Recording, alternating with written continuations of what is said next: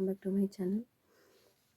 ಇವತ್ತಿನ ಲಾಗ್ ಏನಂತಂದ್ರೆ syllabus for U P S C C S G S mains G ಎಸ್ಸಿನ ಬಗ್ಗೆ ಮಾತಾಡ್ಕೊಂಡು ಬಂದೀನಿ. ಅಂದರೆ ಜಿ ಎಸ್ ಪೇಪರ್ ಅನ್ನೋದು ಒಂದು ಮ್ಯಾಟ್ರ್, ಅದ್ರೊಳಗೆ ಯಾವ ಸಬ್ಜೆಕ್ಟ್ ಬರ್ತಾವೆ ಇವು ಸಬ್ಜೆಕ್ಟ್ ವೈಸ್ ನೋಡೋಕ್ಕಾಗಲ್ಲ. ಜಿ ಎಸ್ ಪೇಪರ್ ಅಂತಂದರೆ ಈಗ ಎಲ್ಲದಾಗ ನೋಡಿದ್ರೆ ಸಬ್ಜೆಕ್ಟ್ ಅಂದರೆ ಒಂದು ಪೇಪರಿಗೆ ಒಂದು ಸಬ್ಜೆಕ್ಟ್ ಹಿಂಗಿರ್ತಾವೆ. But U P S C ಒಳಗೆ ಹಂಗಿರಲ್ಲ. ಈಗ ಜಿ ಎಸ್ ಪೇಪರ್ 1 ಅಂತಂದ್ರೆ ಅದ್ರಾಗ ಒಂದು 4-5 ಏನಿದೆ ಸಬ್ಜೆಕ್ಟ್ ಸೇರಿ ಜಿ ಎಸ್ ಪೇಪರ್ 1 ಆಗಿರ್ತದೆ.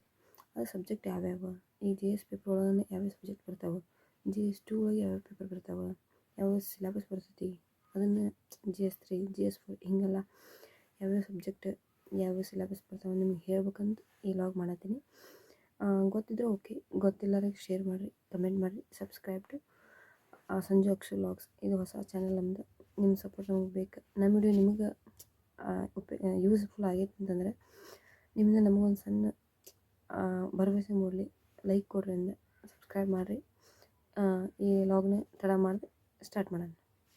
Syllabus for U P S C C S G S mains G S 1 paper ಒಳಗೆ art and culture, modern history, world history, Indian society, geography ಇವು 5 ಬರ್ತಾವೆ. Art and culture, modern history, world history, Indian society, geography ಇವು 5 ಬರ್ತಾವೆ. ಏನು ನೋಡಿ ಹೇಳತ್ತೀರಿ ಅಂತ ಅನ್ಬೇಡ್ರಿ, ಏನಿಲ್ಲ ನಮ್ಮ ನೋಟ್ಸ್ ಇದೆ, ನಂಗೆ ಕೊಟ್ಟಿದ್ದು ನೋಟ್ಸ್ ನೋಡಿರಿ. ನಾನು ಕಾಪ್ರೇಟ್ ಏನು ಮಾಡ್ತಿಲ್ಲ, ನಂಗೆ ಕೊಟ್ಟಿದ್ದು ನೋಟ್ಸ್ ನಿಮಗೆ ಹೇಳತ್ತೀನಿ. ಇವು 5 ಬರ್ತಾವೆ. ಜಿ ಎಸ್ 2 ಒಳಗೆ ಬರೋದಂದ್ರೆ polity, governance, social justice, international relationship, constitution ಇವು 5 ಬರ್ತಾವೆ. 1 constitution, 2 polity, 3 governance, 4 social justice, 5 international relation. International ಇರ್ತವೆ. Current affairs important, international current affairs important ನೋಡ್ಕೋಬೇಕು. ಇವು ಜೆ ಎಸ್ 2 ಇವು 5 ಬರ್ತಾವೆ. 1 constitution, 2 polity, 3 governance, 4 social justice, 5 international relations. ಅರ್ಥ ಆಯ್ತು ಅನ್ಕೊತೀನಿ. ಈಗ come to G S 3. G S 3 ಹೋಗ್ಬೇಕಂತಂದ್ರೆ ಇರೋ 5 ಬರ್ತಾವೆ. 5 1 Indian economy, agriculture and food, environment and science and technology, 5th management, the international security. Okay, first one Indian economy, second one agriculture and food, third one environment, 4th one science and technology, 5th one management, 6th one internal society. Okay, and come to GS4. GS4 ಒಳಗೆ ಇದೊಂಥರ ಇದ್ದಂಗೆ syllabus ಅನ್ಕೊಂಡ್ರೆ ಎಲ್ಲದರ ಬಗ್ಗೆ knowledge ಇರ್ತಲ್ಲ, ಅಂತಾರೆ ಆರಾಮಾಗಿ ಬರಿಬೋದು. 1 ethics, 2 integrity, 3 aptitude.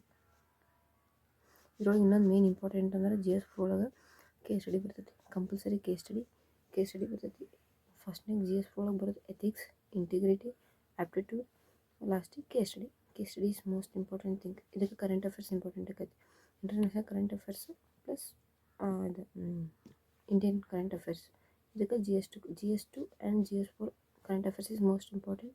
And GS1 GS3 syllabus ಇವಕ್ಕೂ ಸಿಲೆಬಸ್ ಓದ್ಕೋಬೇಕು. ಬಟ್ ಕರೆಂಟ್ ಅಫೇರ್ಸ್ ಏನಿರ್ತದೆ ಅದ್ರ ಬಗ್ಗೆ ಭಾಳ ಕ್ವಶನ್ ಕೇಳ್ತಾರೆ. ಯಾಕಂತಂದ್ರೆ ಈಗ GS 2 ಒಳಗೆ ಸೋಷಿಯಾಲಜಿ ಐತಿ, ಸೋಷಲ್ ಜಸ್ಟಿಸ್ ಐತಿ, ಪಾಲಿಟಿ, ಗವರ್ನೆನ್ಸ್, ಈಗ ಸದ್ಯಕ್ಕೆ ಏನು ಗೌರ್ಮೆಂಟ್ನಾಗ ನಡೆಯತೈತಿ ಅದನ್ನೆಲ್ಲ ಕೇಳ್ತಾರೆ ಅದ್ರ.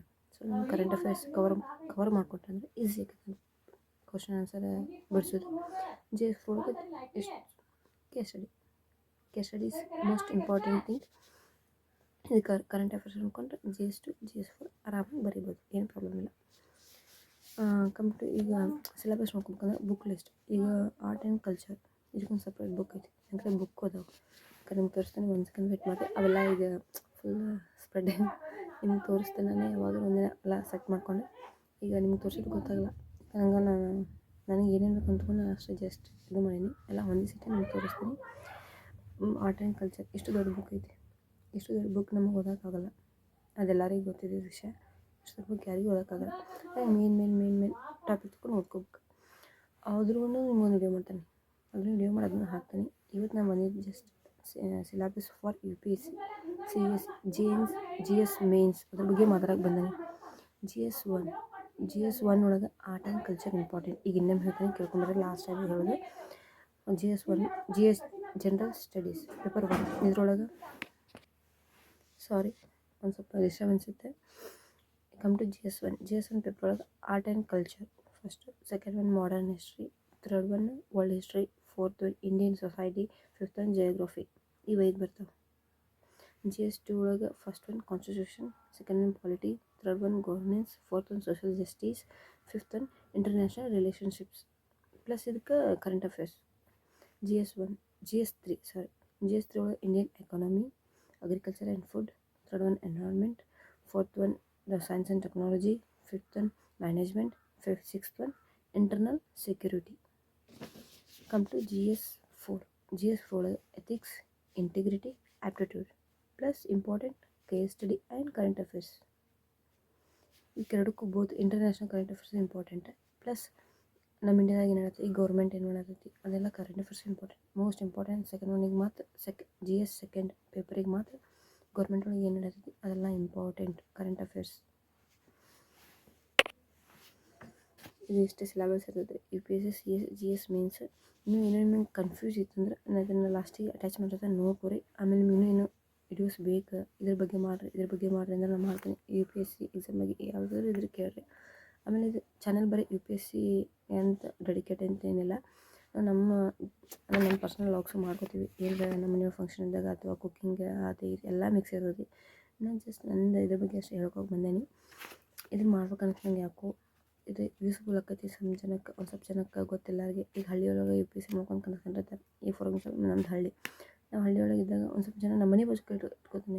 ನಮ್ಮ ಮನೆ ಬಗ್ಗೆ ಅಕ್ಷರ ಅವ್ರು ಮಾಡ್ಬೇಕಂತಂದ್ರೆ, ಬಟ್ ಅವ್ರಿಗೆ ಇದ್ರ ಬಗ್ಗೆ ಏನು ಇನ್ಫಾರ್ಮೇಷನ್ ಇಲ್ಲ. ಅವ್ರಿಗೆ ಆಸೆ IAS ಆಗ್ಬೇಕನ್ನೋದು, ಬಟ್ ಅವ್ರಿಗೆ ಇನ್ಫಾರ್ಮೇಷನ್ ಏನು ಗೊತ್ತಿಲ್ಲ. ಈಗ ನನ್ನ ಕಡೆ ಬಂದು ಕೇಳ್ತಾರೆ ಅವ್ರಿಗೆ ನಾನು ಹೇಳೀನಿ. ಅವ್ರು ಹೇಳಿದ್ಮೇಲೆ ನಂಗೆ ಐಡಿಯಾ ಬಂತು, ಓಕೆ ನಾನು ಇದನ್ನು ಹೇಳ್ಬೇಕು, ಇದನ್ನು ಡ್ರೀಮ್ ಆಗಿರೋದು ಒಂದು ಸ್ವಲ್ಪ ಜನಕ್ಕೆ ಗೊತ್ತಿಲ್ಲರಿಗೆ ಗೊತ್ತಾಗಲಿ ಅನ್ನೋ ರೀಸನ್ನಿಗೆ ಇದನ್ನು ಸ್ಟಾರ್ಟ್ ಮಾಡೀನಿ. ನಿಮಗೆ ಏನು ಬೇಕಲ್ಲ UPSC ಬಗ್ಗೆ ಅದನ್ನು ಕೇಳಿರಿ. ಆಮೇಲೆ ಈ ಚಾನಲ್ನಾಗ ಬರೀ UPSC ಎಕ್ಸಾಮ್ ಅದು ಇದು ಅಷ್ಟು ಬರಲ್ಲ, ನಮ್ಮ ಪರ್ಸ್ನಲ್ ವ್ಲಾಗ್ಸು ಬರ್ತಾವೆ. ನಮ್ಮ ಫ್ಯಾಮಿಲಿ ಐತಿ, ದೊಡ್ಡ ಜಾಯಿಂಟ್ ಫ್ಯಾಮಿಲಿ ನಮ್ಮದು. ಅದ್ರ ಬಗ್ಗೆ ವಿಡಿಯೋ ಮಾಡ್ತೀನಿ. ಈಗ ಸದ್ಯಕ್ಕೆ ಒಂದು ಮನ್ಯಾಗ ಫಂಕ್ಷನ್ ಐತಿ, ಆ ಫಂಕ್ಷನ್ ಬಗ್ಗೆ ಪ್ರಿಪ್ರೇಷನ್ ಫಂಕ್ಷನ್ ಅದನ್ನೆಲ್ಲ ವಿಡಿಯೋ ಮಾಡ್ತೀನಿ. ನೋಡಿರಿ, ನೀವು ಖುಷಿ ಪಡ್ರಿ, ನಮಗೆ ಸಬ್ಸ್ಕ್ರೈಬ್ ಮಾಡಿರಿ, ಶೇರ್ ಮಾಡಿರಿ, ಕಮೆಂಟ್ ಮಾಡಿರಿ. ನೀವು ಅದನ್ನು ಮಾಡಿದ್ರೆ ನಮಗೂ ಖುಷಿ ಆಕೈತಿ. ಓಕೆ ನಾವು ಮಾಡೋ ವಿಡಿಯೋ ಒಂದು ಸ್ವಲ್ಪ ಜನಕ್ಕೆ ಹೆಲ್ಪ್ ಆಗತ್ತೈತಿ ಅಂದ್ರೆ ಖುಷಿ ಪಡತ್ತಾರೆ ನಮ್ಮಿಂದ. ಆಮೇಲೆ ಇಂಥ ವಿಡಿಯೋ ಮಾಡೋದ್ರಿಂದ, ಈಗ UPSC ವಿಡಿಯೋ ಮಾಡೋದ್ರಿಂದ ಒಂದು ಸ್ವಲ್ಪ ಜನಕ್ಕೆ ಹೆಲ್ಪ್ ಆಗತ್ತೈತಿ ಅಂತ ನಮಗೂ ಗೊತ್ತಾಗತ್ತೆ. ನೀವು ಸಪೋರ್ಟ್ ಮಾಡಿರಿ. ಈಗ ಹೊಸ್ದಾಗಿ ಮಾಡತ್ತೀವಿ, ಅಲ್ಲಿ ಏನಾರ ಮಿಸ್ಟೇಕ್ ಇದ್ರೆ ಹೊಟ್ಟೆ ಹಾಕೋರಿ. ನಿಮ್ದು ಅಂದರೆ ಏನು ಮಾಡ್ಕೊಂಡು ಐಡಿಯಾ ಇಲ್ಲ ಅಷ್ಟು ಕರೆಕ್ಟಾಗಿ. ಸುಮ್ಮನೆ ನನಗೇನು ಅನಿಸ್ತಲ್ಲ ಅದನ್ನು ಮಾಡೋದನ್ನು ಟಾಪಿಕ್ ಏನು ಈ ಟಾಪಿಕ್ ಮಾಡಿರಿ. ನಿಮಗೆ ಏನು ಬೇಕಿಲ್ಲ UPSC ನಿಮ್ಗೆ ಇದ್ರ ಬಗ್ಗೆ ಗೊತ್ತಿಲ್ಲ ಹೇಳ್ರಿ, ನಾನು ಹೇಳ್ತೀನಿ.